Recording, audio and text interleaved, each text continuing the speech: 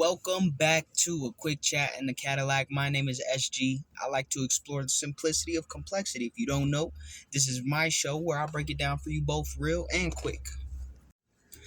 Today we're going to talk about positive coping mechanisms. Alright? Don't ask me why.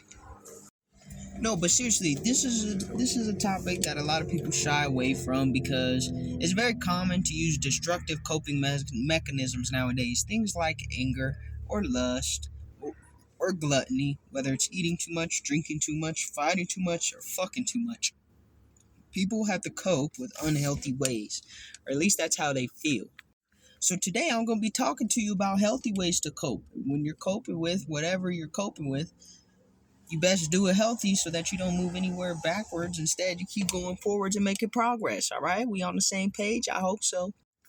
So first things first, when you're coping, you have to understand whatever you're coping from, there is a positive way to deal with it. One way people typically turn to that's pretty simple is exercise. That's a positive coping mechanism. Whether you're taking a walk outside with your dog or, hitting 600 pounds on the fucking bench off the TRT, I guess that would be a coping mechanism. Even though I don't think steroids would be a positive coping mechanism. To each their own, man. I don't really care about that shit. But there's plenty of other shit you can do as coping mechanisms too. You can read books, write books, make music, listen to music. If you're gonna listen to music, you might as well dance too. That's the best way to cope with anything, if you ask me. Get the groove going, pull off your best moonwalk, whatever you gotta do to cope. Essentially, a coping mechanism is a release of built-up energy over time, depending on if you're just in a period of stagnancy and you're ready to get out of that, or if you just dealt with a whole bunch of trauma in one form or fashion or another. You're going to have a built-up reserve of energy that you may not feel very positively about, and that's why we turn to coping strategies.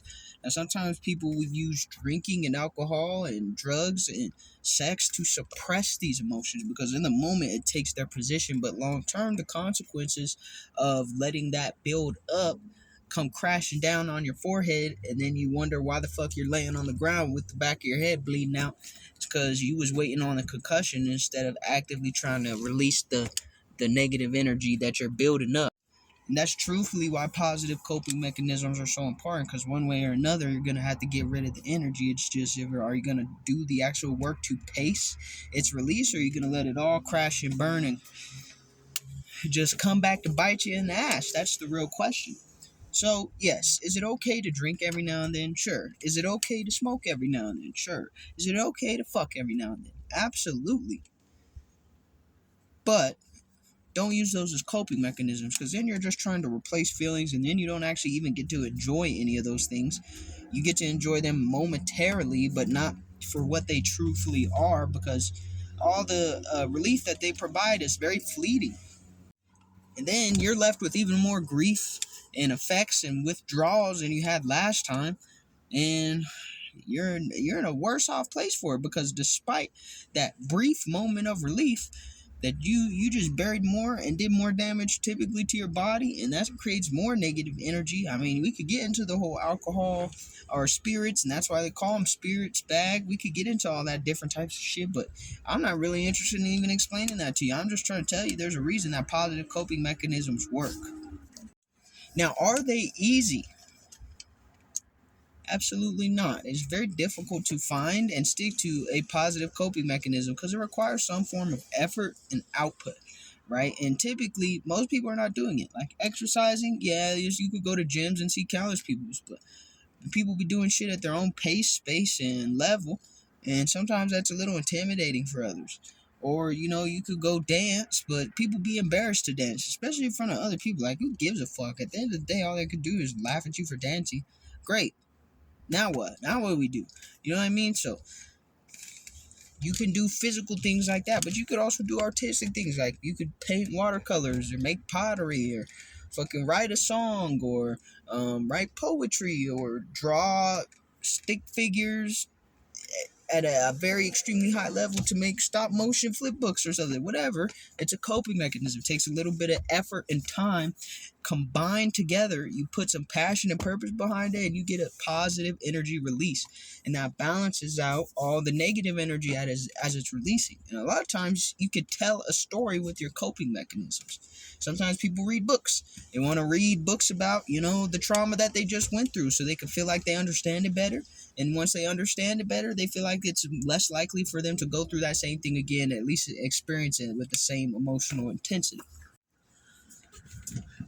So they're absolutely worth the work. Here's the problem. Society glorifies negative coping mechanisms because they typically involve overindulgence. And what's the most beautiful thing about overindulgence, especially today's day and age, is that it typically costs money. Okay, it costs money to be out here fucking on everybody. Okay, you got to do the whining and dining, spending money on dates and drinks and clothing, and at the worst case scenario, you're spending money at the clinic. Hopefully not on prescriptions, but shit, maybe that too. It costs money to be drinking all the goddamn time. Them drinks ain't cheap. Shit, you walk into a bar, everything's damn near $10. Even for a glass of beer, you're like, what the fuck is this shit? And drugs, we all know drugs ain't expensive. That's why drug dealers, at least real drug dealers, and not, the dude who sells pot at the local whatever, the local university, or some fucking small time, or real drug dealers make lots and lots of money because drugs are expensive. Okay, so all those things are negative coping mechanisms. Anger can be very expensive. If you're extremely angry and you catch a assault and battery charge, it's going to be expensive. Okay, bail money is expensive. Bond money is expensive. I don't remember what the difference is, but that shit's expensive. You know what else is expensive? Not having a public defender. Okay, even having a public defender is expensive because then you got to pay for all the shit on commissary, and none of that shit is cheap. And all that drives the economy. So that's why society promotes overindulging in negative coping mechanisms, because it just creates this continuous cycle of having to spend more and more money, and people trying to fill their voids and gaps and pain and hurt with money-filled problems and overindulgence. It's like, ugh. Even people who just eat too much fucking fast food to cope, like, duh, they're spending hella money. And whatever money they're not spending at fast food, they're probably spending at the doctor's office and on bigger clothes and on high blood pressure pills. Shit. So, seems pretty simple to me. Positive coping mechanisms is the way to go. Now, we all do have our vices, and there are things that we enjoy.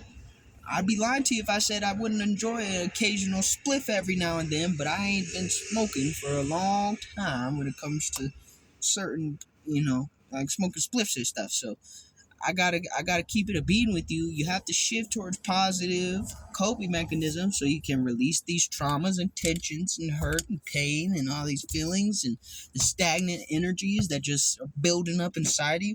Because if you don't let it go, at some point it's gonna let go on you. It'll just it'll be a full clip. Essentially, it's like playing Russian roulette with one bullet. That would be like a positive coping mechanism, right? You spin the barrel, you point it at your kneecap, click. Okay, your chances are still pretty good that you won't get burnt with the positive mechanism. It might even be 0 bullets. If you do like a medium coping mechanism, it might be 1. But if you're doing negative coping mechanisms for your energy, it's like filling every chamber of that motherfucking revolver except 1. Okay, you leave one of them empty, the rest are bullets, and you spin it and click and pray to God that you don't get hit by one of the 5 that has bullets in it. You're playing a game with losing odds, and not in a cool, good way, like, ooh, you're the underdog. It's just like, dude, you're fucking yourself over on purpose, and there is no light at the end of that tunnel. Not figuratively, neither. You're just heading specifically down the tunnel because it's darker at the end of the tunnel.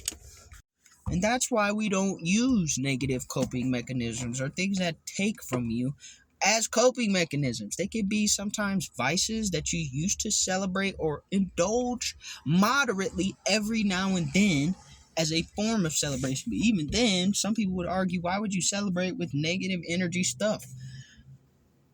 But definitely don't try to cope with it. You're just going to fuck yourself over. That's why we wanted to tell you about positive coping mechanisms today, so you could understand that it's not just about, ooh, I'm being health conscious and artistic. It's about releasing negative energy in a way that makes sure you can keep making progress instead of setting you back. That's my message. Peace.